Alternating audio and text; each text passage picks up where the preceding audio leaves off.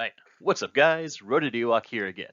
Um, it's been a little bit since the last one, as you may have noticed, but we're back, and oh my goodness, thank you everyone, you've been just so incredibly nice and patient. I have no idea why you guys are so nice to me, considering my terrible upload schedule, but I appreciate it so much. I know I say the same thing in my comments, but like, I just don't know what to say. Like, I'm blown away by how amazing everyone is here. So with no further ado, let's hop right into this one. This is our second to last. The last one will be a short one.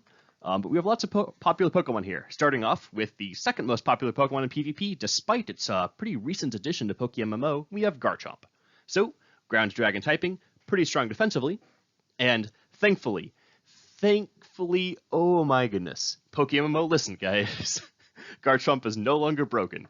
Sandveil is gone. That is its only ability it currently had, which gave it an evasion boost in the sand. And the fact that Garchomp could just 25% of the time decide, not to take damage, was a little broken. Garchomp is an incredible Pokemon without it, and I don't expect its usage to drop, even though it now functionally has no ability. The way it works is if you go into PvP, there's just a little message that pops up and says, Sandveil is disabled in PvP. Maybe they'll give it Rough Skin in the future, but until we get that, this is what we're dealing with. Because of the lack of Rough Skin, most Garchomps are going to be offensive, as I think Tank Chomp really requires you to have that ability, so we won't even really discuss it here.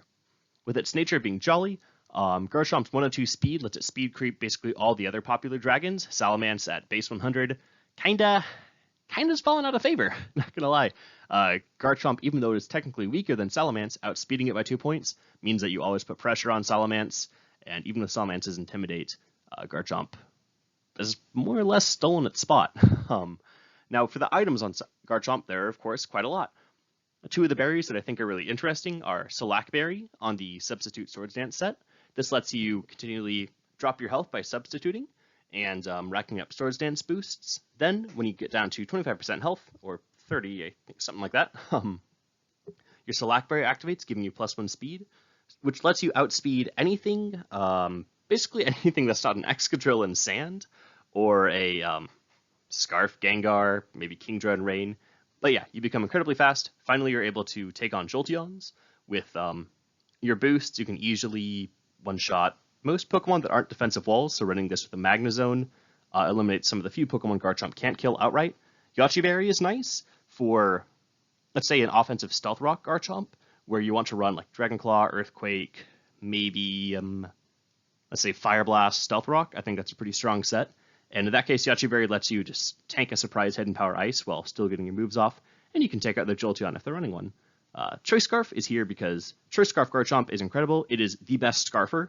Hydreigon, Darmanitan, you've noticed all their usage is dropping because Garchomp just kind of does their job better. Darmanitan, which we'll talk about later, has kind of just fallen off. But yeah, Scarf Garchomp lets you destroy things like Infernape that are planning on being faster than you and hitting you with Hidden Power Ice. Lets you mess on Jolteons a lot. I really enjoyed that during the first week or so when Garchomp was out, when everyone thought Jolteon was an answer. One thing to worry about, though, is Garchomp, as I mentioned before, is weaker than Salamence. And if you're running Choice Scarf, you actually don't kill Gengar with your Dragon Claw. So Scarf Dragon Claw won't kill a Gengar. You'll surprise it by being faster, but if it's full health, you need to have another plan. Otherwise, you could be getting Will-O-Wisp or something nasty. And then the ruse will be up, and they'll know for the next time. Okay. Oh, another option, Leftovers is really good. Leftovers is good because Garchomp can also just work with his pretty strong natural bulk. One thing you can do in the face of Rotom Wash is just spamming Substitute, because Rotom Wash's only ability to hit you, behind a Substitute, of course, for most relevant sets, is going to be Hydro Pump, which is not 100% accurate, and even if it does hit every time, only has 5 to 8 PP, depending on if they invested PP ups into it. So Garchomp can Substitute down, Swords Dance whenever they miss, and end up beating a Pokemon that was meant to counter it in a physically bulky Rotom. Ha. Pretty terrifying. Alright. So let's look at the moves. This is a pretty standard Garchomp set. Earthquake, Dragon Claw, Substitute, Swords Dance. Lets you Substitute to avoid, some negative status conditions from a lot of Pokemon. One thing you can do here is if you increase your HP EVs, taking them out of attack to about 160, 170 or something, what you can do is you can make it so you have a high enough base health pool that your substitutes have 51 HP. What that means is that Blissey can't break them in a single Seismic Toss, which means you're free to substitute Swords Dance on top of Blissey's face, and Because normally Blissey can actually, well, Chansey in particular, can kind of counter Garchomp, because it takes so little, even from Garchomp's Earthquake, that by breaking your subs every turn by just spamming Seismic Toss, you don't have a great way to deal with it. This way, you lose a little bit of power right off the bat, but you're able to set up on a lot more things, so I think it's a viable set. Now let's look at some other moves here, because Garchomp does have quite a few. Outrage is an option. Because Outrage is nerfed in this, as it was in... I can't remember if it is... We're working on a later gen where it was nerfed, or there's a later gen when it was buffed, and we haven't had that yet. I believe it's the nerf one. Regardless, it only does 90 damage, and locking yourself into a move for a 10 base power increase is really not worth it, because it usually means Garchomp's going to die. For the 40 base power boost, then we'll talk. Stone Edge and Rock Slide, both will put them here. They're really good options because Volcarona, if you're greedy like me sometimes, Volcarona can just straight up Quiver Dance on a Garchomp. If your Garchomp isn't at 100% HP, you're not going to kill you're never going to kill it with Earthquake. But if you're not at 100% HP, it can Quiver Dance as you hit it with Earthquake, and then knock you out with Bug Buzz, and now you have a Volcarona to deal with in your Garchomp instead. Stone Edge eliminates that problem while also letting you hit Mandibuzz a lot harder, something you really struggle with dealing with. Fire Fang is great because if you still want to invest fully into physical by maybe taking Substitute off this set and using Fire Fang in place of that, then Swords Dance Fire Fang lets you catch Skarmory off guard. Fire Blast is a lot more useful outside of that. It's more if you're running let's say a mixed set with Stealth Rocks, I think is the best place for Fire Blast. Dual Chop is there to break substitutes, but the lack of accuracy and the lack of good substitute Pokemon that you can counter means I'm not a huge fan right now, but it's definitely worth thinking about, especially if you're substituting in front of a Garchomp. Stealth Rock is amazing. Garchomp is a great Stealth Rock user, as it can scare out lots of Pokemon that want to get rid of your rocks, notably not Mandibuzz, and without fire moves, not Skarmory. Aqua Tail is, it's here. It hits Hippo pretty hard, I guess, if you're running full physical. But if you want to deal with Hippo, you can use a Surprise Draco Meteor that catches a lot of physical Pokemon off guard, or physically bulky Pokemon off guard, and yeah, it's, having mixed coverage on a Pokemon is never bad. Dragon Tail is here more just as a mention to tank jump. I don't think it's that viable yet, but having a phasing move on Garchomp is pretty decent, as some Pokemon can try to set up on Garchomp, I suppose. Overall, absolutely incredible Pokemon, deserves its second place usage. You see it in a lot of balanced teams. It's popping up everywhere because it's good at a lot of things. It's surprisingly bulky. Most moves won't one-shot Garchomp unless they're 4 times super effective. Like, for reference, just slapping Hidden Power Ice on a naive Infernape won't kill Garchomp. You have to put a pretty decent chunk of special attack investment on there to be able to make it kill. So, like, just because a move is 4 times super effective doesn't mean Garchomp's going to die, which I think is just insane. That's how this Pokemon is supposed to be balanced. Oh, something to note. If you're doing damage calcs against Garchomp on the calculator, if you're not in one of the later gens, make sure Hidden Power is set to 60. Because in this game, it's 60, which is what Hidden Power is eventually nerfed to. But in actual Gen 5, Hidden Power is set to base power 70. So you might look at that, think you're going to kill it, and then suddenly Garchomp survives. I had that happen to me. A guy had the tech, he had Infernape with Hidden Power Ice, he outsped me, hit me with it, I survived, he triggered my Salac Berry, and then I killed him. So yeah, just don't let that be you. All right, now let's look at number 2, Lucario. Kind of a step down from Garchomp, not gonna lie. I know lots of people like Lucario, and he has his uses, so let's get into this now. Steel and Fighting, pretty good, gives you immunity to Toxic, which is always nice for switching into Blissey. Just beware of Flamethrower Blissey. The ability Inner Focus is great, some people will forget that it's here and try to fake you out, as you can kill a Minshao trying to pull that. And the usage of 4.17%, not too common. And with the natures here, this is where we get into some fun stuff. So the standard Lucario, I would consider to be Adamant. You can run Jolly, but losing that extreme speed damage is a bit of a pain, as you're really not that fast, even with Jolly. Like, you're still outsped by a lot of threats. So Adamant lets you pick up those extreme speed KOs with Stealth Rocks against faster Pokemon that you're not going to be outspeeding anyways. Modest is here because Lucario has a surprisingly decent special attacking set. It actually has higher special attack than physical attack. And Vacuum Wave, its priority move, is, not bad at all. It still has a boosting move in Nasty Plot, and incredible coverage that has a special fighting type move that doesn't miss. That's right. No more missing Focus Blasts. You get to use Aura Sphere. I messed around with Special Lucario. Oh boy, it's been like a year or two ago. It's not terrible, but it still has a lot of weaknesses. that, some other Pokemon have. It can't deal with Conkeldurr well at all, and Gengar is a problem if you don't hit it on the switch. All right, so EVs here, just attack and speed. That's what you should go with. You can, alternatively, if you're really investing into that Swords Dance Extreme Speed set and you just want to beat tanks, run a bit more HP so you can set up on more Pokemon's faces. It's an option. I'm not sure if I'd recommend it, but, be aware. Swords Dance, absolutely incredible. This lets this Pokemon plow through things like Skarmory. Skarmory normally walls physical attackers, but with max attack investment Adamant after Swords Dance, your close combat is knocking that Skarmory down to its sturdy. Crunch is great because otherwise you're walled by Gengar, and Extreme Speed is fantastic because suddenly your Lucario, which is pretty slow for an offensive Pokemon, has the ability to revenge kill all sorts of weakened Pokemon from up above it. Jolteon, really weak against this. Garchomp has a good physical bulk, so it's not fantastic, but Salamence, pretty weak to it. Like, lots of Pokemon can be picked off with Extreme Speed, and although it's something common trick with Lucario, people are aware of it.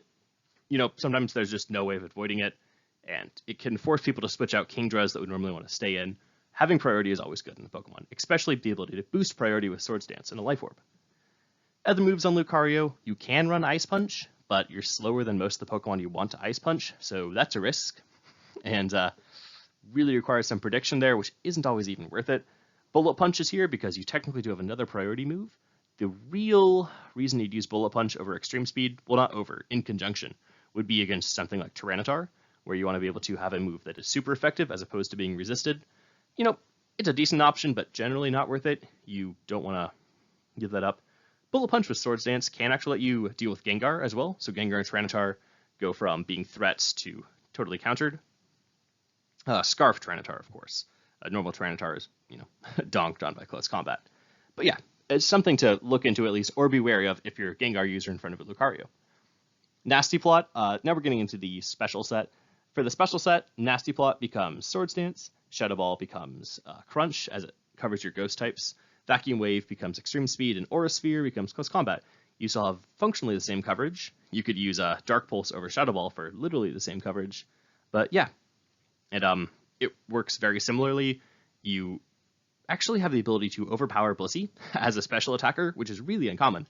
But yeah, after a Nasty Plot with modest max special attack Life Orb on this thing, you absolutely just blow Blissey away. It's not killed in one shot. You need like 2, maybe even 3 Nasty Plots. But you can Nasty Plot on the switch to a physical wall most of the time. Like if you have Lucario in, they switch to Skarmory as you Nasty Plot. They panic and then switch to Blissey as you plot again, or just hit them with a Aura Sphere, and then you're in the money. Then they bring in something faster, and you realize that you're not really in the money because you're using Lucario, and if Vacuum Wave isn't super effective, then lots of pain. But great against Excadrill, great against Hydreigon. Decent at picking off, I suppose, a weakened Conkeldurr. The main difference is that this is good against Excadrill if you're on the special set, whereas Excadrill resists Extreme Speed. That's probably one of the main differences there. It's not terribly reliable, but has some good sets and is pretty good against slow, balanced teams, like slow teams that rely on having either a physical or a special wall, as fighting is just so good coverage. You can plow through a lot of Pokemon that aren't expecting you. I generally feel Lucario is kind of just a worse Infernape, though. If you want to do that, probably run Infernape. That's where we'll leave that. Sorry, Lucario. All right, now we're getting on to Hippowdon. Absolutely love this guy. What does Hippowdon do? Well, he's the absolute Dawn. Ground typing, fantastic HP, fantastic attack, fantastic defense. He's just a straight-up physical tank. Emphasis on tank, not a wall here. Even though he can wall Pokemon, he's boasting over 100 physical attack, so his Earthquakes are no joke. With the ability Sandstream, you know what he's doing. He's setting up for Excadrill, getting the sand up, chipping Pokemon down. Sadly, Sandstream only increases the special defense of rock types. If it increased his special defense, Hippowdon would be legitimately in contention for probably the best defensive Pokemon in the game. But, we have to make do.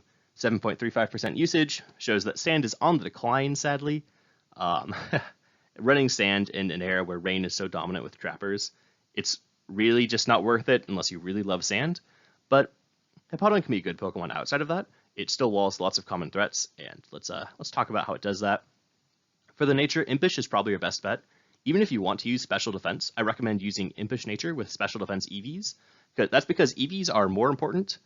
maybe not more important. They're more effective the lower base stat you have, because just EVs are still going to give you similar stats. So putting them in a stat that you have no investment in, you're going to see more of an increase as opposed to investing your nature there. Whereas an impish nature still lets you check lots of physical attackers. Putting a careful nature in there means you lose a whole lot of physical bulk, while checking special attackers slightly better, but still not fantastically, because at the end of the day, you are a Hippowdon. Okay, I hope that wasn't too convoluted. For the items, Smooth Rock is something I'd recommend if you're running Sand Offense with Excadrill. It lets you get the sand up for 8 turns, and Hippo can really function without an item, whereas Tyranitar loses a lot of offensive or defensive presence. It loses something by not having an item. Just giving up leftovers on a tanky Pokemon really isn't the worst thing in the world, especially if it's a tanky Pokemon that sets up for Excadrill to sweep. Now, leftovers are of course great, as they're good for letting Tyranitar or letting Hippowdon switch into rocks and take, let's say, 2 Flare Blitzes from Darmanitan as you heal up with Stealth Rock. That used to be the big calc. Darmanitan is everywhere, less so now. But lets you deal with repeated attacks from Garchomp or Pokemon that aren't going to trigger your Rocky Helmet by hitting you with Earthquake, let's say. Speaking of, Rocky Helmet is great against Pokemon that do touch you. With this, you can absolutely just 1v1 Conkeldurr, put it straight in the dirt. Between taking its burn damage, sand damage, and helmet damage, you can wear it down incredibly fast, and you're actually faster than Conkeldurr, unless it invests in some speed. So running a little bit of counter speed, maybe just 4 ADVs, could be worth it just for that. Now let's get into the moveset. There really aren't that many moves, really only 6 viable ones, but choosing which ones you want to take can be a bit of a pain. So Earthquake, fantastic. It's basically the only attacking move you need. Slack Off, because you're a tank, you need to heal. Stealth Rock, because why not let a tanky Pokemon set up Stealth Rocks when it forces switches? Magnificent. Now, Whirlwind is a move that you use to stop Pokemon from setting up on you. It's pretty good. The problem is that some of the Pokemon that mainly want to set up on you, like Gyarados, often carry Taunt. So, kind of out of luck if Gyarados taunts you there. It's, give and take. It stops a lot of threats, and sometimes you can just Whirlwind Pokemon around even that can barely touch you. So Scizor, let's say, switches into Stealth Rock, you turns into a Pokemon that takes Stealth Rock, you Whirlwind that Pokemon out into something else that takes Stealth Rock. Just lets you rack up hazard damage. Same as Skarmory, but slightly less effective. For other moves, Ice Fang is here. Unless you invest in attack, Ice Fang does so little to Gliscor that it's really not worth using. It's good against Garchomp, I'll give you that. But if you're running max defense investment, you beat Garchomp kind of just straight up like that. So you can beat it down with Earthquake. But, nice to know. Ice Fang can be used over Whirlwind, or if you have lots of other Stealth Rockers, it's useful there. It's really important to have the other moves, though. Toxic can be used to beat down other defensive walls that want to switch into Hippowdon, but again, you're losing one of these 4 moves, and losing one of them is a pain. You can use it over Whirlwind to stop Pokemon from setting up on you that way. The difference is that Toxic loses to either Taunt or Substitute, whereas Whirlwind only loses to Taunt. Because if Gyarados subs and you Toxic, well, your Toxic still did nothing, but now Gyarados is free to set up as many Dragon Dances as it wants on your face. Okay, so one other combination of moves we'll put down here would be Yawn and Protect. Yawn can be used without Protect in place of Whirlwind, again, to stop people from trying to set up. I don't know how I feel. Yawn is a sound-based move, so I believe it goes through Substitute. Don't quote me on that, but it should, assuming that Substitute is consistent with how it usually works. The problem is that it also loses to Taunt, and generally Whirlwind is better, but it is there as an option. If Hippowdon yawns you, be wary of Protect. Do not try to blitz the Hippowdon down, unless it's a Pokemon you're fine going to sleep. It's just any Pokemon that runs Yawn, in general, be afraid of Protect. Hippowdon can run Yawn, but, unless you're trying to intentionally get a Pokemon slept by Hippowdon, so their Breloom can't sleep you, but, that's its own thing. All right. Let's get into Magnezone now. Magnezone is very simple. It has been and always will be OU, as long as, Pokemon like Skarmory and Ferrothorn are OU.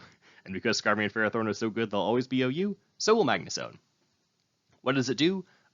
Pretty clearly, just a magnet.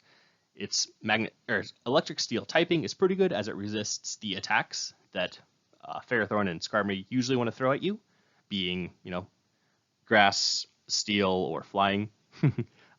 Do be careful about switching into a Bulldoze Ferrothorn, though. That's a rough time for everyone involved. And by everyone, I mean just you. The Ferrothorn is quite happy. Its ability Magnet Pull is the main thing we're here to talk about. This is what makes Magnezone relevant, turns it from a slow, bulky special attacker, well, slow, kind of bulky special attacker into an incredible trapping Pokemon by making it so steel types can't switch out against you. Mainly Skarmory Ferrothorn, but with some speed investment, you can also trap things like Scizor, which is very relevant, and Metagross, which is, well, a bit less. But yeah, that's pretty good. Its bulk also lets it deal with not being one-shot by basically any move that isn't super effective. You can deal with Gyarados that aren't running Earthquake, although that is a lot of Gyarados kind of for this reason, so be aware, but in a last-hit situation, maybe throw your Magnezone out and see if it'll stick. For the nature, you generally want Modest, just because the extra power is great. Hidden Power Fire is so weak in this game that dealing with Ferrothorn is quite a problem, especially defensive Ferrothorn, if you don't have that. One thing to be aware of with Magnezone is that there's an item, Shed Shell, that exists that kind of invalidates Magnezone's entire existence. If you see a Pokemon switch in, and they don't heal with leftovers, and they don't deal Rocky Helmet damage, if you have a way to check that earlier in the match, then be really aware of locking yourself into like Volt Switch against a potential Garchomp switch in and giving Garchomp free setup. So if they haven't obviously shown you that they're a different item, be aware of Shed Skin. The item that lets you switch out. It's one of those. Really, really professional content here. All right, so for your EVs, generally you want to run a bit of speed. This speed here lets you outspeed min-speed Skarmory, because Skarmory does have naturally higher speed than you. There's no point trying to go max speed, because you'll still never outspeed a max speed Skarmory. And this lets you get your move off before it gets its thing off. So if you switch into a full health Skarmory, of course Sturdy keeps it alive, but this stops it from getting up a layer of rocks as you switch in, and then, spikes, or 2 layers of spikes, as you then kill it the next turn. This lets you hit it once, then hit it again and have it die. A perfect thing is if you U-turn with Scizor, Skarmory is often a good check, so Magnezone and Scizor pair very well together. Skarmory comes in to eat the U-turn, then in comes Magnezone, you can kill it with a Volt Switch, and now you're out and you still have priority. Fantastic overall. Alright, the other moves here are largely inconsequential. Thunderbolt is there if you don't want to switch out. Not terribly common, but sometimes it's good to have. Flash Cannon is there if you're trying to, predict a Mamoswine to switch in on your electric type attack. It's happened. HP Fire is here so you can deal with Ferrothorn and some other steel types. Okay, so overall, Magnezone's main job is to give you a free kill on a tanky hazard setter. You want to use Magnezone in conjunction with the Pokemon that really needs it, like substitute SD Garchomp if you're trying to pull off a sweep with it, especially if you have Salac Berry. If you have leftovers, then it works on its own. But if you're trying to get that one-shot attack boost, Salac, sweep, you need to have Skarmory gone. That Pokemon just cannot beat Skarmory, and Magnezone can do the job. Magnezone also puts pressure on bulky waters and bulky flying types like Mandibuzz that Garchomp really has a problem with. So Magnezone, great partner for physical threats, and the great thing about it is it usually gets out of its trapping efforts unscathed. Like, you kill Skarmory, and then you still have a full health Magnezone. And if you're able to clear off the hazards, then Skarmory died in vain. Okay, so other moves. So outside of the standard choice set, which I recommend, you can run Choice Scarf if you want to have usage outside of trapping Pokemon, but then you're a lot weaker, and Ferrothorn can legitimately 1v1 you if they play it right, which is disgusting, but yeah, it's a thing. So Substitute and Charge Beam let you set up on, let's say, a Magnezone, or sorry, let you set up on, let's say, a Scizor locked into Bullet Punch, or a Ferrothorn that can't touch you. You substitute on it, and then Charge Beam your way up while slowly killing it and getting yourself a massive special attack boost. Then you're free to wreak havoc on one Pokemon until Magnezone's speed catches up to it. Magnet Rise is another pretty interesting move. If you Magnet Rise on Magnezone, lots of Pokemon suddenly can't touch you. Garchomp goes from easily one-shotting you to suddenly only able to hit you with Dragon Claw, and now you're a much bigger threat. It's not a fantastic move, it's very niche, you're still weak to Conkeldurr, but something to throw out there. Also, with a heavy HP investment, you're always going to live Mach Punch, so you threaten to severely damage or just straight up kill Conkeldurr, well, even though you're weak to Mach Punch, not dying to it, which is very valuable, especially on Sand teams. Sand teams need Magnezone and have a crippling weakness to our boy, almost number 1 usage, number 3, I want to say, yeah, in Conkeldurr. So, decent for that in a last-ditch effort, assuming you've already trapped the Pokemon you need to trap. Alright, now let's look at Togekiss. The first couple Pokemon here have gone really fast because they're very straightforward, and fortunately or unfortunately, Togekiss is definitely not that. Togekiss has a whole lot of sets that it can run, and all of them revolve around the incredibly annoying ability Serene Grace. Serene Grace means that your secondary abilities activate twice as often. So let's say your Flamethrower burns, instead of 10% of the time, 20% of the time. Where that gets really annoying is Air Slash, Togekiss's signature move. Signature not in the fact it's the only Pokemon that gets it, but it's the main Pokemon that uses it well. Air Slash suddenly goes up to 60% chance to flinch you. So in fact, when you don't get flinched by Togekiss, you were the lucky one and not the other way around, which is truly disgusting. Togekiss is a very bulky Pokemon, lots of HP and special defense, and a pretty decent speed. Its physical bulk isn't too bad, and its physical attack is non-existent, but that's fine.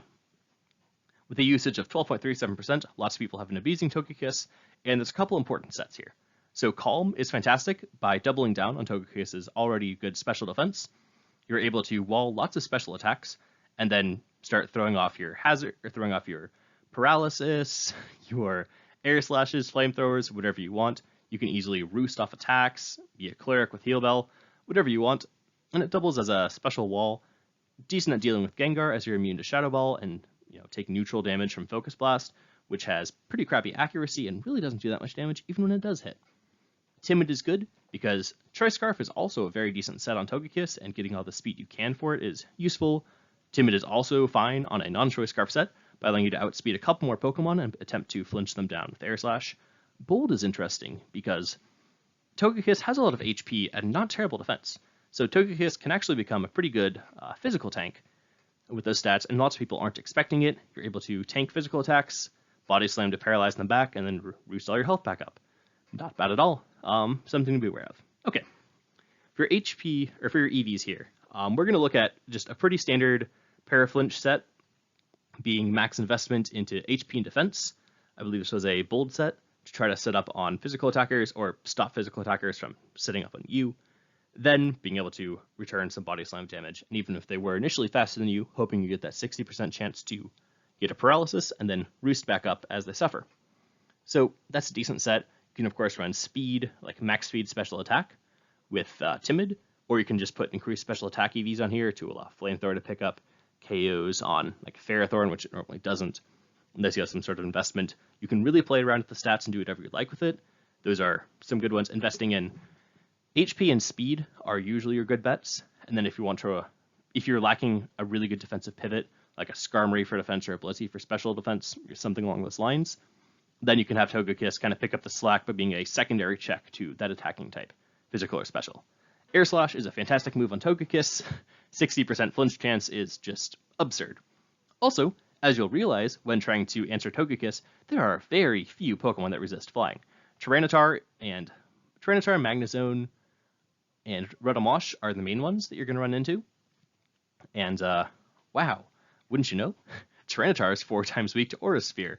Rotomosh is a problem. But Rotomosh can be flinched and Air Slash down, and, well, Magnezone is slow and weak to Flamethrower. So definitely has ways to deal with its answers, and one of the ways Togekiss deals with its answers is with pure luck. Body Slam is here. I prefer Body Slam over Thunder Wave for the main reason that you can Body Slam a ground type. Ground types like Garchomp could switch in, attempting to, take little damage from any of this Pokemon's moves. Suddenly, Body Slam hits you, you take about 2 damage, but you're paralyzed, and now your Garchomp is basically useless. Combining the paralyzed chance on top of the 60% flinch chance, Togekiss can just straight up 100 to 0 Pokemon, even like Blissey, that normally resist it, by just not giving them a chance to move. It's really abysmal trying to play against a Togekiss if you're a slower Pokemon and have nothing faster to deal with it. Flamethrower is here because Scizor normally doesn't have much of a problem with this Togekiss set. Flamethrower suddenly gives it a problem, and gives lots of other steel types that would normally resist your Air Slash. Second thoughts about coming in. Roost is great because Togekiss can just heal up once they're paralyzed, or just, heal up in general against Pokemon that it walls, and there are quite a few, most weaker attackers.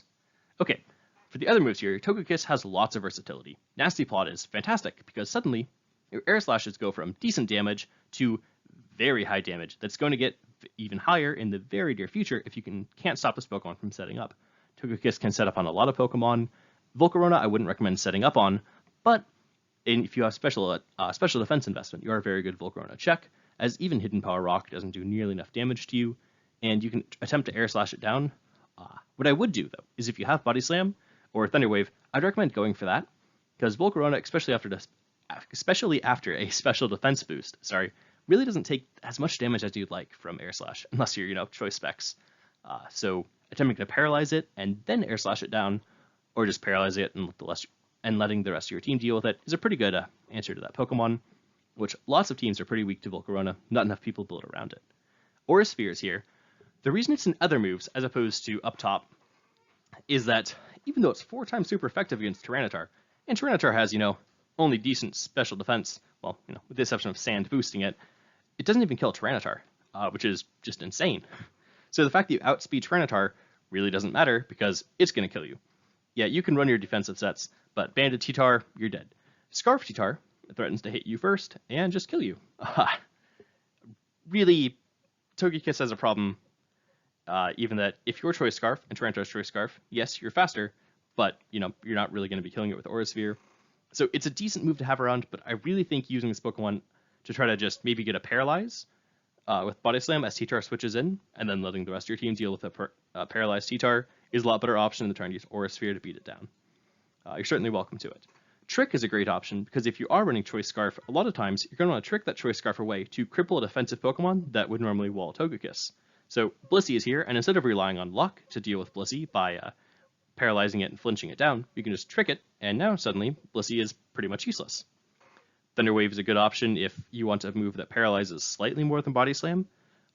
Counting in the fact that ground types can switch in, some Pokemon are immune to Thunder Wave, like Jolteon, and also the fact that Thunder Wave has a chance to just straight up miss, I think Body Slam is pretty good. Thunder Wave, though, can paralyze Gengar and some Ghost types, so that's something to keep in mind. Mainly Gengar, as the other ones are slow, but yeah, it has its uses. Heal Bell is here in the last slot, just because I thought of it last, and not because it's the worst by any stretch of the imagination. Heal Bell is incredible, as a lot of the ways people deal with Togekiss, especially on bulkier teams, is to try to Toxic it down. Well, if you're nasty plotting in their face, and then suddenly you Heal Bell it off, and you have a +6 Togekiss that's able to flinch down their team by one-shotting most of them with Air Slash, you're in a very bad situation. So yeah, it's great as a Cleric Pokemon, works with Bulk. You generally want to run a bulky set with Heal Bell, probably Bulk, Nasty Plot, Air Slash, Roost, Flamethrower, something like that, Of course, use it as you'd like. I've seen Substitute work well. I've seen Toxic work decently well. I didn't include them because I don't think they're fantastic options, but yeah, that's Togekiss for you. One thing to know is that Air Slash is only 95% accurate, so technically you should hit it basically every time, but every so often you'll just lose because Air Slash misses. But on a Pokemon based entirely around hacking your opponent, getting a little bit of hacks on yourself kind of just keeps things honest. Alright, now we're hopping into Gliscor. Gliscor is a Pokemon we used to see all the time. When Sand was a menace, Gliscor was there to stop it. However, Sand has been vanquished by another threat, a much more offensive threat in the form of Dugtrio, and Gliscor has kind of lost its luster. So, ground flying typing is fantastic, resisting electric type moves and fighting type moves, while also being immune to ground type moves and having a neutrality to rocks, but having enough physical bulk that you take very little damage from Excadrill's Rock Slide or Tyranitar's Stone Edge means that you functionally resist rock type attacks as they exist in the greater meta with Sand. Okay, for its ability, Hypercutter is all Gliscor has left. It used to have Sand Veil as well, which meant it was an even better check to Sand because there's a chance you just ignore your opponent's attack. Especially if they're trying to hit you with an inaccurate move, like Rock Slide or Stone Edge, the evasion boost was just too much. Hypercutter is still decent, as Gliscor can run an offensive set, and Hypercutter stops you from being intimidated, but it's really just there so that you have an ability. Usage, 6.9%, not bad, certainly better than some Pokemon in OU, but Gliscor is kind of just waiting for a time when maybe the meta shifts and it's needed to counter something else again. It's a good physical check, but with lots of Pokemon running Ice-type attacks, specifically to deal with Gengar, specifically to deal with Garchomp, Gliscor was inadvertently hit by them, in that lots of Pokemon wouldn't invest into an Ice-type attack to deal with Gliscor, but if they're going to do it for Garchomp, now suddenly Gliscor is just a casualty of war. Alright, looking at items, you'll notice we have no Toxic Orb here. We sadly don't have Toxic heal Gliscor. That would increase its usage a whole bunch. Suddenly it's a Breloom check, checks so many other Pokemon, but we'll just have to wait. Maybe hidden abilities come eventually.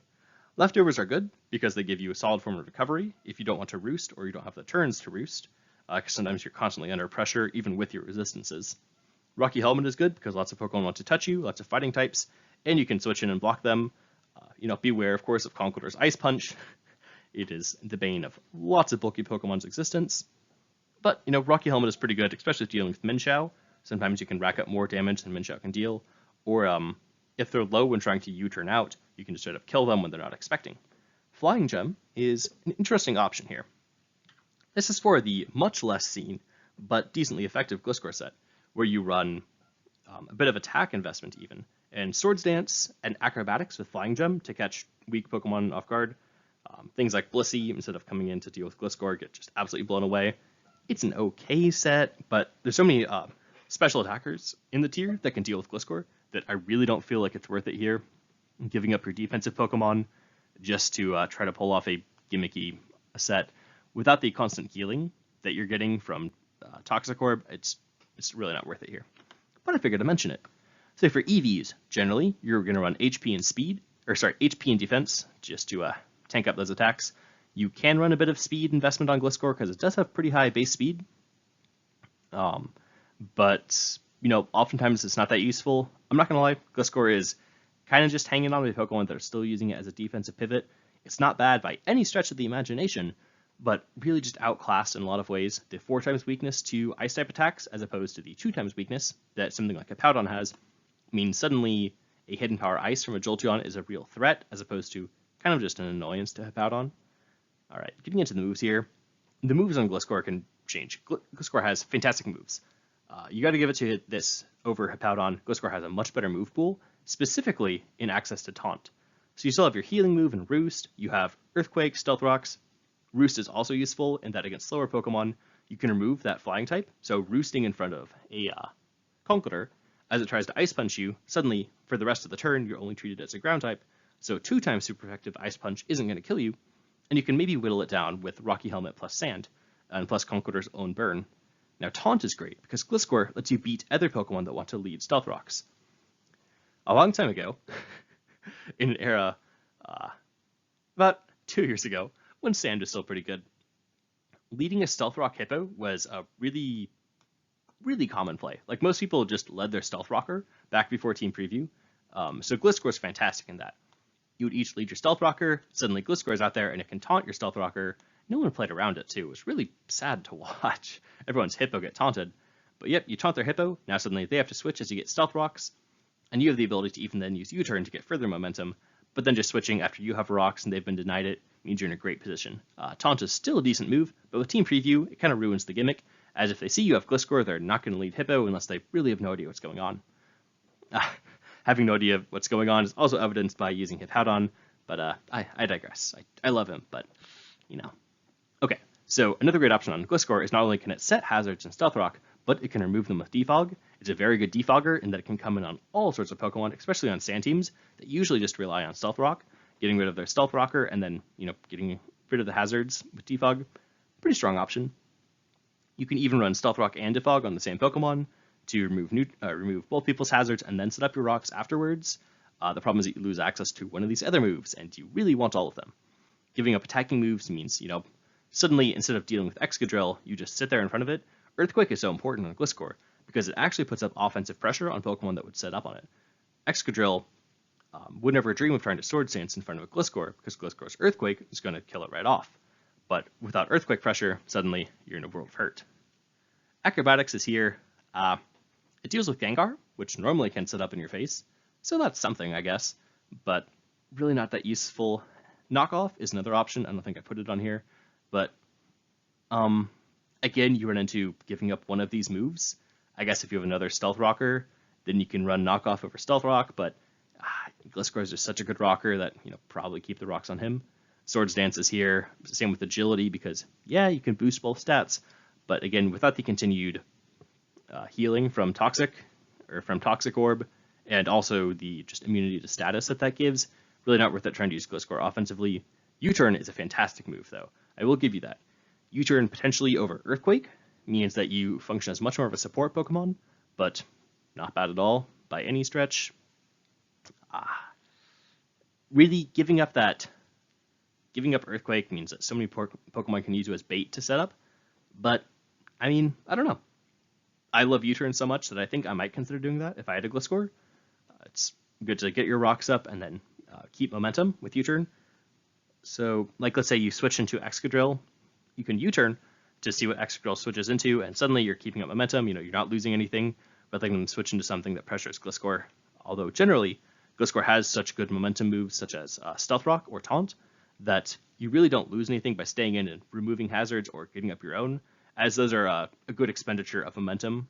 Which basically what I'm saying there is that if you have priority, right, Excadrill has to switch out against Gliscor because Gliscor is threatening to kill it, then you could use that priority to U-turn to keep priority for the next turn, or you could use that priority to get up rocks or remove your opponent's rocks, which generally are all kind of considered an even trade with each other.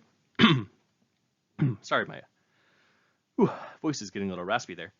But yeah, they're generally all considered an even trade of priority, just keeping it up or removing hazards. So depending on how weak your team is to hazards or how weak your opponent's team is, maybe U-turn is a good play.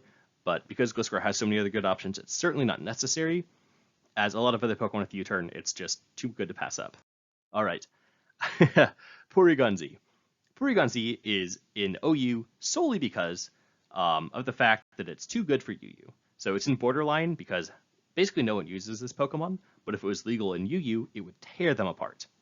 Think of it this way, in a tier where Blissey exists, Porygon can't do anything. In a tier where Blissey can't exist, Porygon can do everything. With its adaptability, it basically gets Stab on top of its Stab. So it's Tri-Attack and other normal type moves that it has, although realistically only Tri-Attack, maybe Hyper Beam, get that extra, I think it's that same type of attack boost becomes 2 times as opposed to 1.5 times, so just insane damage there. Usage, again, non-existent. It's literally not even on the charts of what gets used. So, I don't know, Porygon 2 gets used more than this thing, and even though it is technically UU. So for the natures, you go Modest or Timid. We're just going to cover this real quick. More attack, more speed, who knows. You can run Specs to just prey on the fact that you kill everything. You can run Scarf, because Timid Scarf, outspeeds a bit of Pokemon. It's one of those slow Scarfers that's, faster than non-Scarfed Pokemon, but, slower than any speedy Pokemon. Well, speedy Scarfers. Life Orb is here because you can use it on a Trick Room team by running, like, min-speed Life Orb, and then setting up with, like, Nasty Plot and trying to sweep. That's actually not a bad option, but Trick Room teams generally prefer to use something better, like Reuniclus, that isn't useless outside of Trick Room. Run Special Attack and Speed, I guess. Tri-Attack does a lot of damage with Stab. Dark Pulse is here, so Ghosts don't wall you. HP Fighting is here, so Dark types or Rock types don't wall you, specifically Tyranitar. Trick is here, so you can get rid of your choice item and then be, I don't know, still useless, but hopefully it made another opponent's Pokemon useless.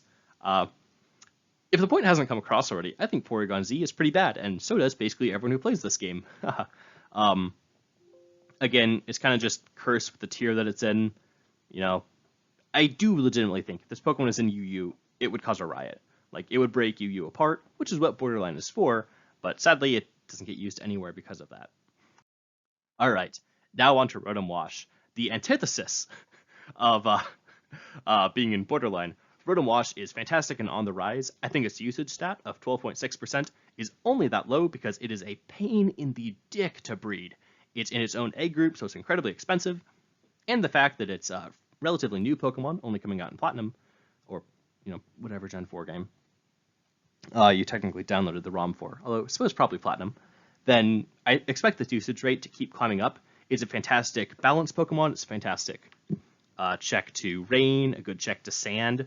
One of the few Pokemon that answers Sand and Rain in the same Pokemon, which is just truly fantastic.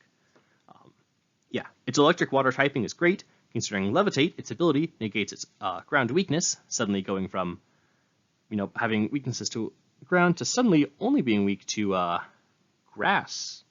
I believe, yes, electric only has 1 weakness, and water only has 2, being electric and grass. Well, electric makes that electric weakness a neutrality, and grass type attacks functionally don't exist. So, yeah, way to go, Rotom Wash.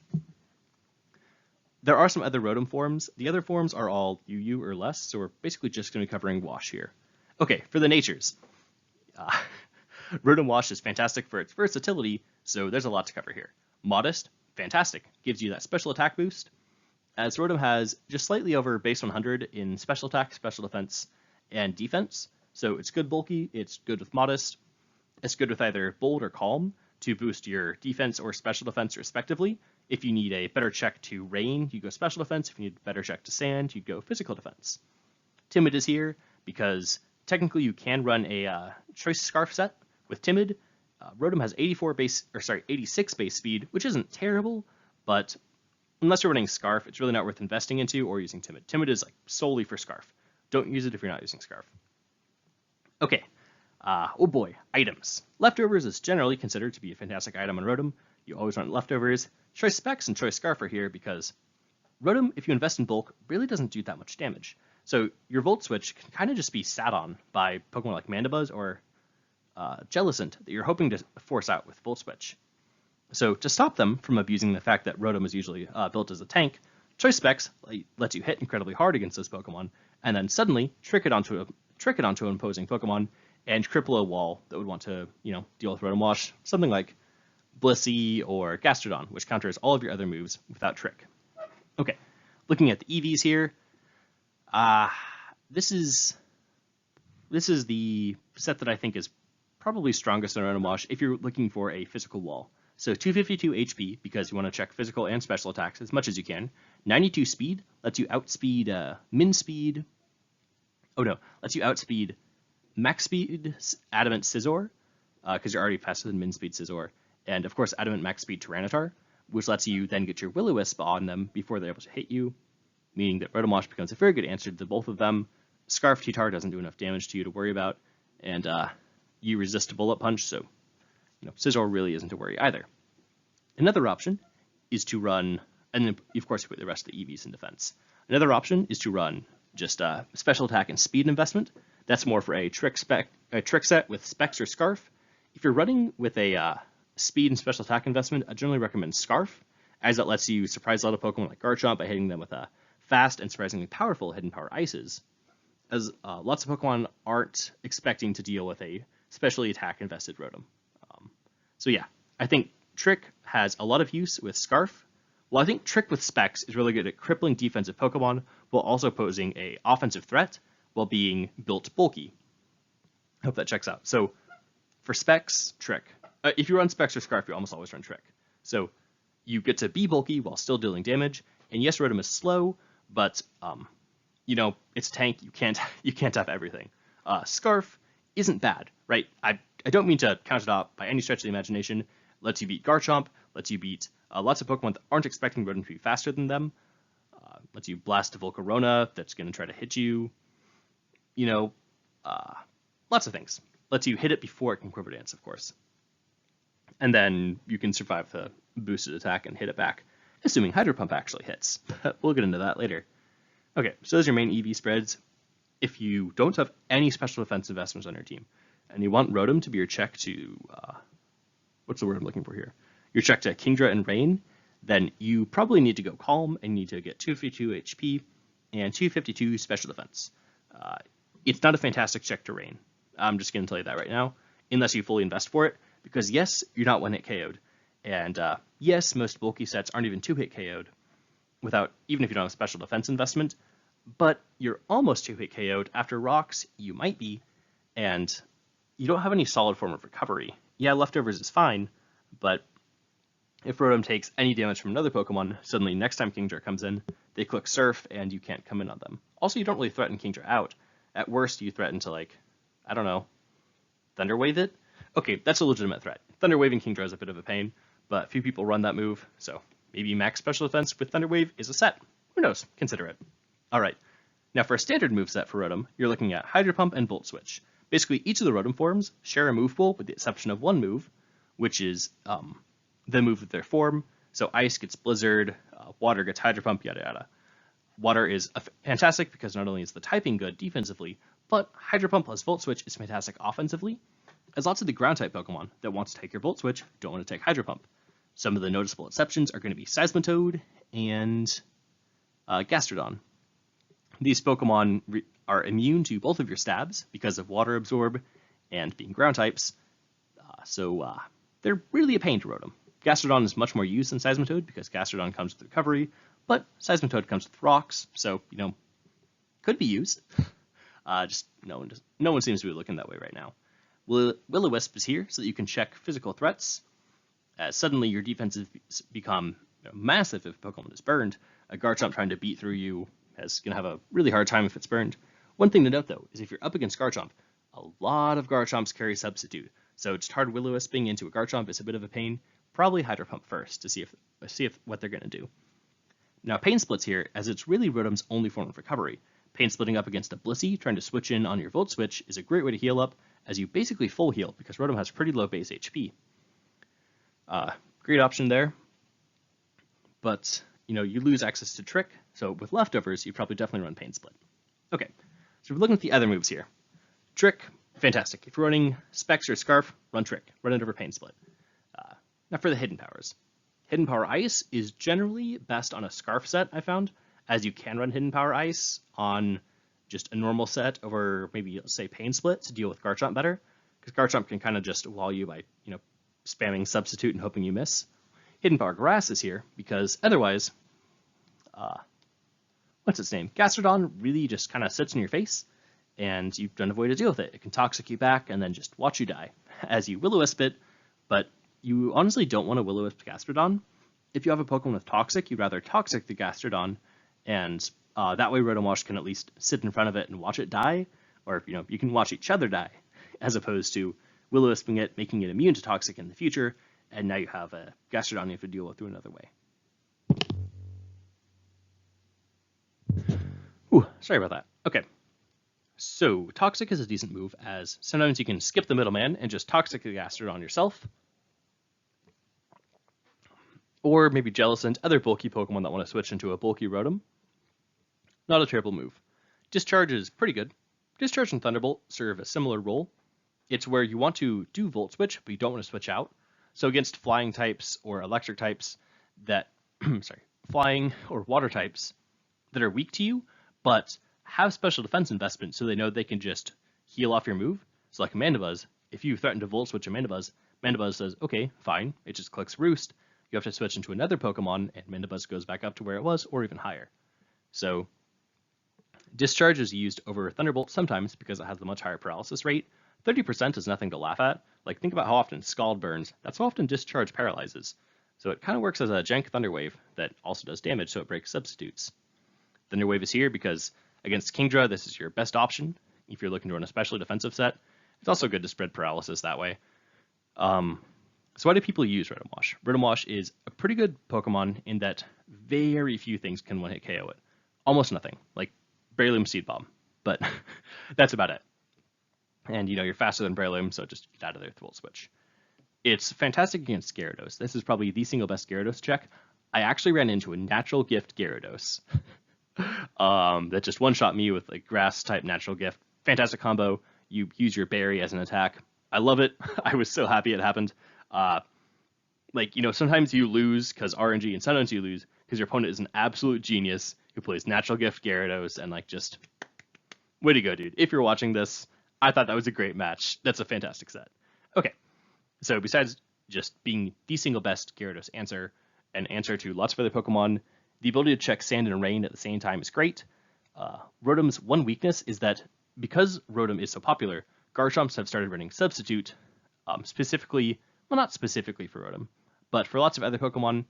The problem for Rotom is that suddenly Will-O-Wisp goes from being your best move against Garchomp to useless.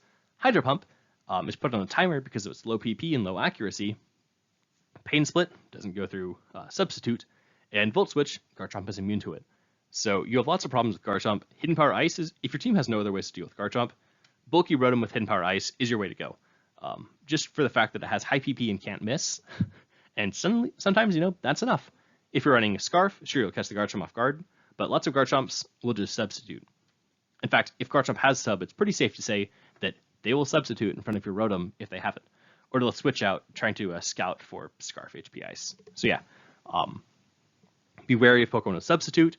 Be wary of Ferrothorn, as it is one of the Pokemon that can carry Grass types attacks. And don't use Rotom Wash too much. So Rotom Wash is... don't think of it as a wall. it's a check to Pokemon, right? Like Excadrill can maybe Rock Slide as you switch in, and then Excadrill has to switch out. You can only repeat that process maybe 1 or 2 times, depending if rocks are up and other factors. Rotom Wash can deal with a Pokemon and send a powerful attack back or a powerful status move, but it isn't a full wall. You're not going to beat Rain just because you have one Rotom Wash. Even a specially defensive Rotom Wash, it's not going to cut it. It's good, but not perfect.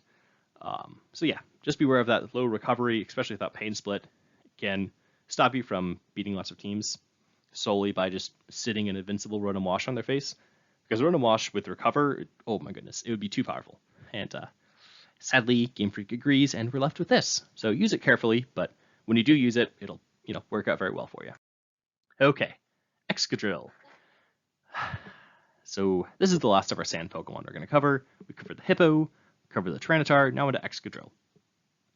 Excadrill has use outside of sand because of its fantastic ability Mold Breaker. We don't have that in this game. We're just dealing with Sandrush, so Excadrill, when you see it, is almost always going to be paired with one of the sand Pokemon.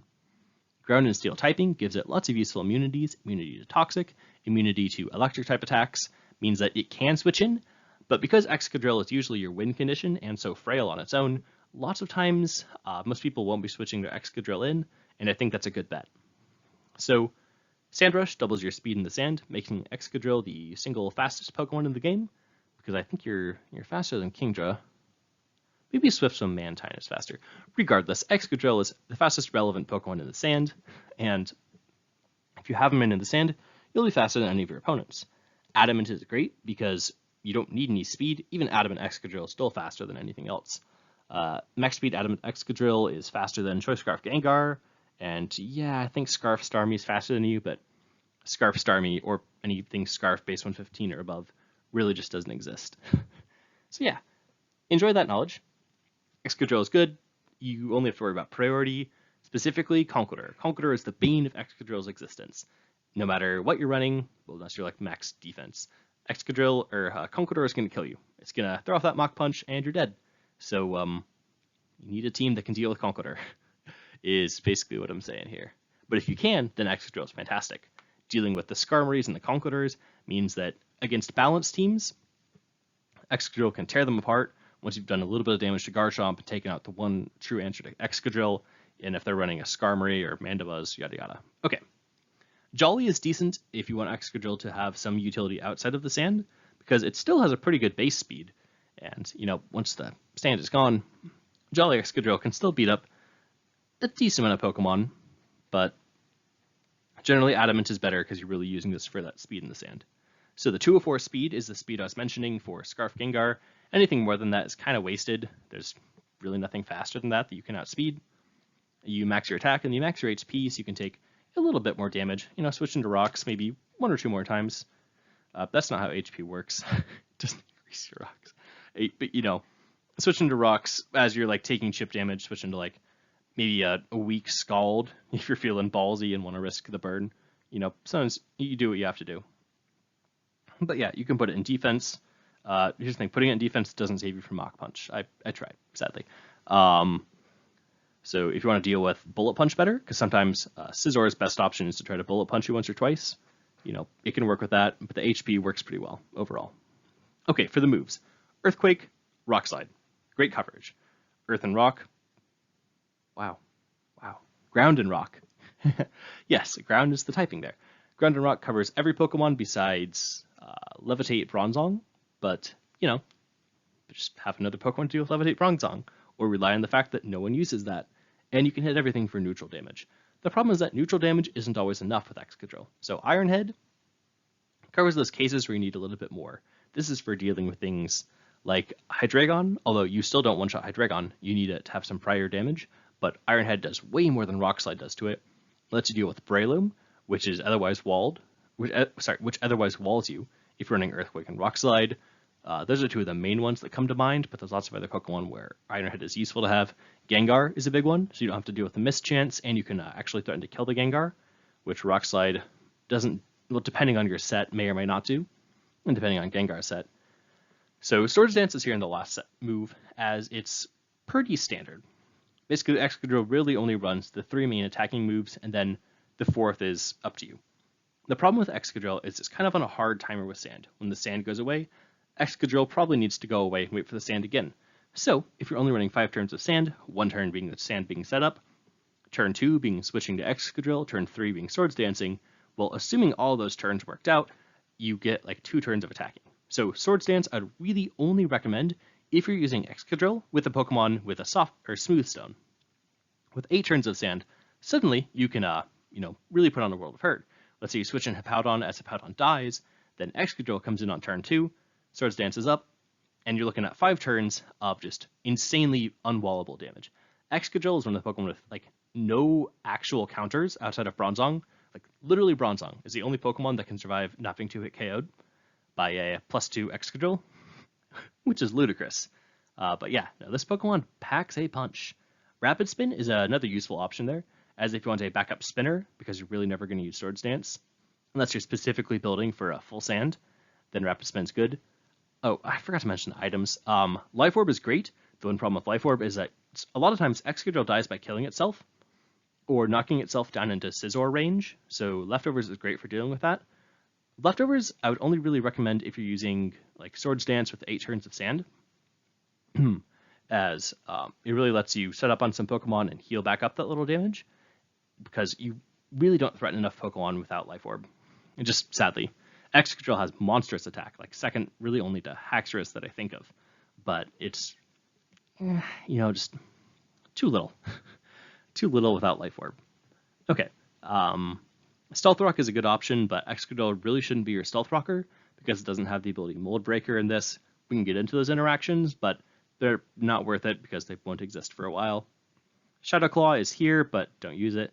Substitute is here, but don't use it. Brick Break is here, but don't use it. It seems tempting because it's super effective against Ferrothorn, but if you look at it, Brick Break does 75 times 2, being 150, whereas Earthquake does 100 times 1.5, being also 150, but you don't take damage from Ferrothorn's barbs, and you don't have to give up a move slot, just don't run Brick Break. Your Earthquake also kills Tyrannitars.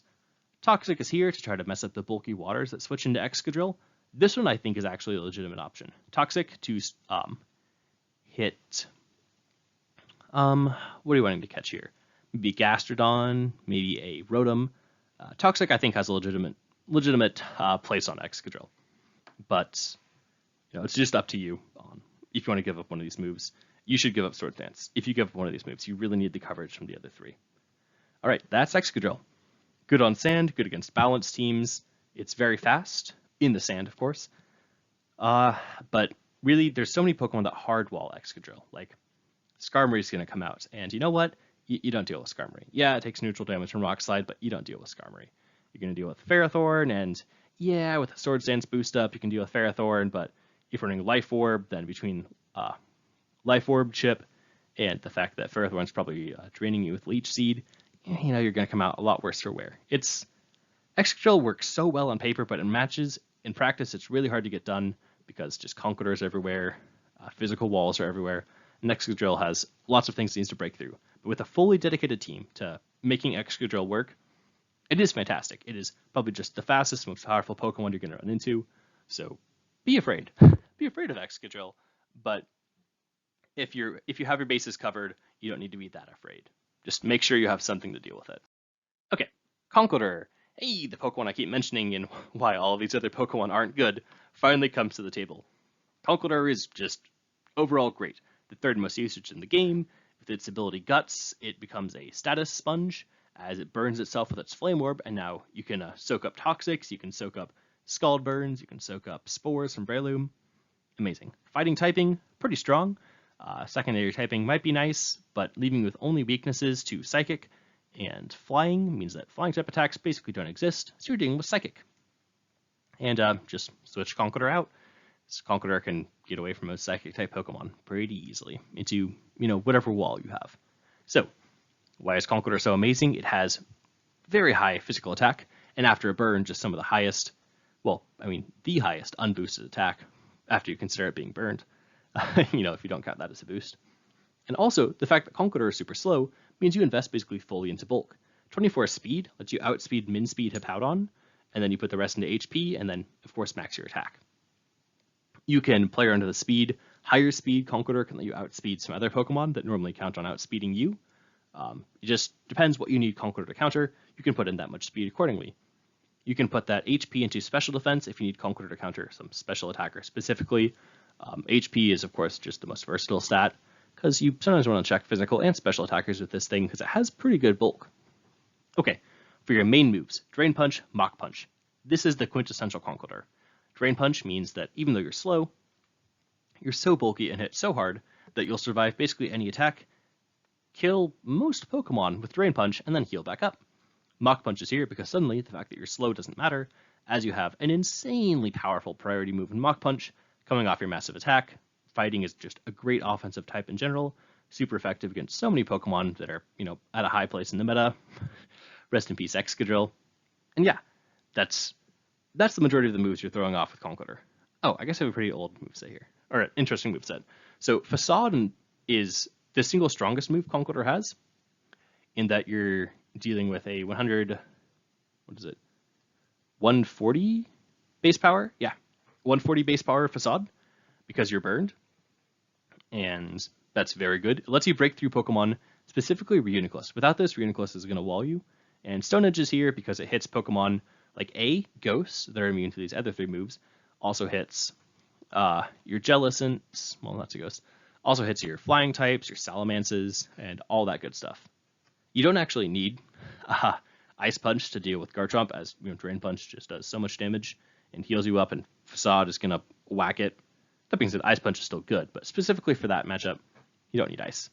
Okay, looking at the other moves though, Conqueror does get the famous Bolt Beam coverage, which is just ludicrous. You can switch out Facade and Stone Edge with Thunder Punch, Ice Punch. It's a older set. It's the main one that you used to see for a long time. Gengar doesn't want to deal with Thunder Punch or Ice Punch. You just deal so much damage, you're going to whack it right upside the head. And lots of other Pokemon that would be counters to you, like bulky Salamence dies to, well, full bulk doesn't die, but like Salamence takes too much damage from Ice Punch, Jellicent takes too much damage from Thunder Punch. The one true answer to Conqueror that no version of Conqueror can beat is going to be Cofagrigus. Cofagrigus is a physical wall. It's immune to your powerful attacks. At best, you can touch it with Thunder Punch, Ice Punch. I suppose Bulk Up Stone Edge could hurt it. And like Stone Edge can do some damage, but it's going to whack you back very strong with its Hex. Very powerfully with Hex. And if you're not running Stone Edge, as soon as you touch Cofagrigus, your ability becomes Mummy. So instead of going from Guts, boosting your attack 50%, you have your attack, you lose the 50%, and then it's cut in half again by the fact that now you're burned, and the burn is reducing your attack. So if you have a problem with Conqueror, and you have a free team slot, like an absolutely terrible problem with Conqueror, Cofagrigus, you can never go wrong. It always solves your problem there. Also, the fact that Conqueror slowly kills itself every turn with its burn, if it can't heal up, is a decent way to deal with it. Bulk Up is here because it is a very good move on Conqueror. So setting up on a Pokemon that takes damage every turn from something like Burn, it's risky, frowned upon, is I guess what I'll say.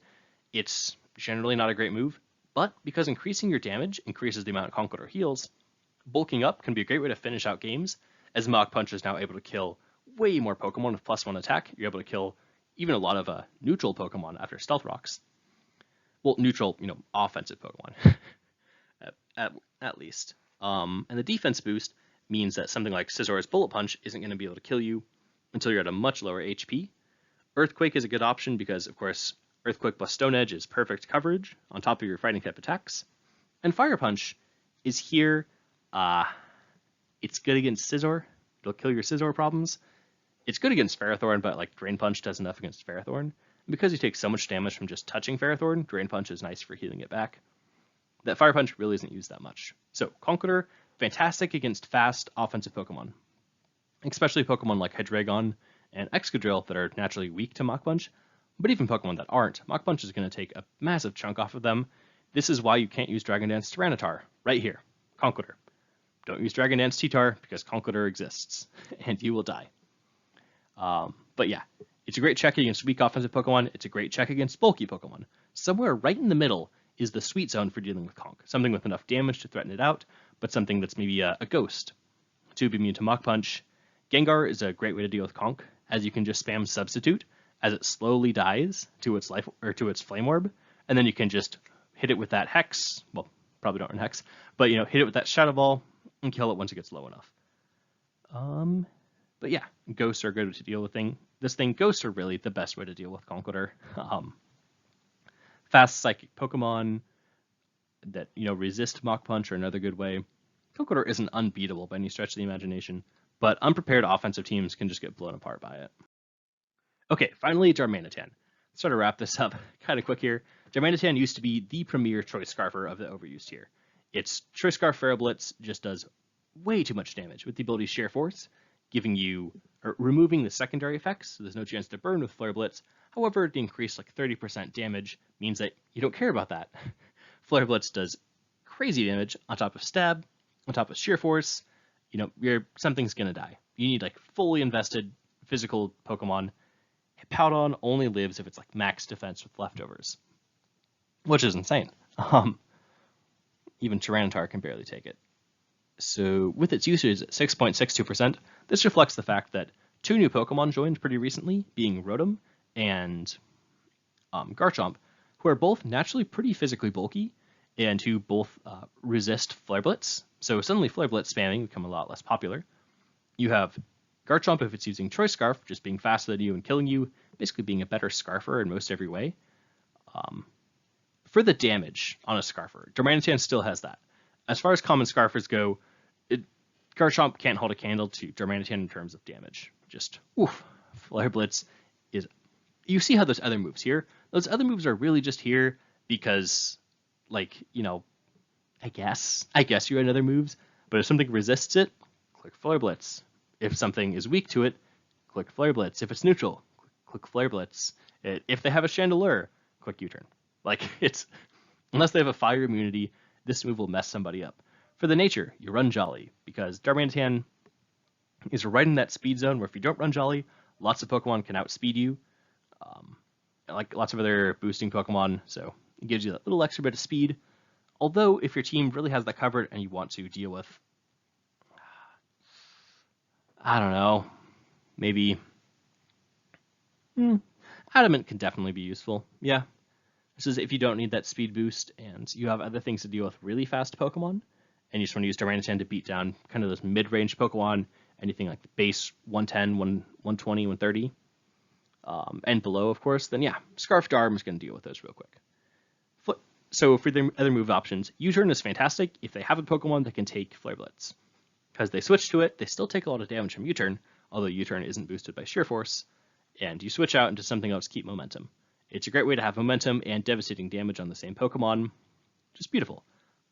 Life Orb is another option to switch up attacks, but losing the speed means that Darmanitan suddenly doesn't beat a whole lot of Pokemon. It's still good at beating walls. Choice Band on this thing is nuts. Choice Band Flare Blitz, have an immunity, or you're dead. Which is great in its own right, but, not being able to pressure offensive teams with Darmanitan can be a bit of a bummer. So Rock Slide, Earthquake, perfect coverage. Why not slap perfect coverage on a Pokemon with Flare Blitz, and an ability to keep up momentum with U-turn. While my voice is going out by the end of this, my mouth is kind of stopping to work. Sorry about that. The quality is probably really degraded over this video, which is bold of me to assume there's quality at the beginning, but noticeably less now. For your other moves, Superpower is good, but Earthquake is enough to deal with Tyranitar, and that's probably the only thing you'd run Superpower for. Hydreigon is another option where you could run Superpower, but Hydreigon is usually also Scarfed, so you won't be faster than that. Fire Punch is here you can run in addition to Flare Blitz, not instead, because you need Flare Blitz, but Fire Punch can be used so you can still have a fire attack that you won't kill yourself with. It's something to have. Nice to know exists, but Flare Blitz is just so good that usually by the time you kill yourself on Flare Blitz, you've killed 3 Pokemon on their team, so Darmanitan has done its job. Alright, and that's going to wrap this one up.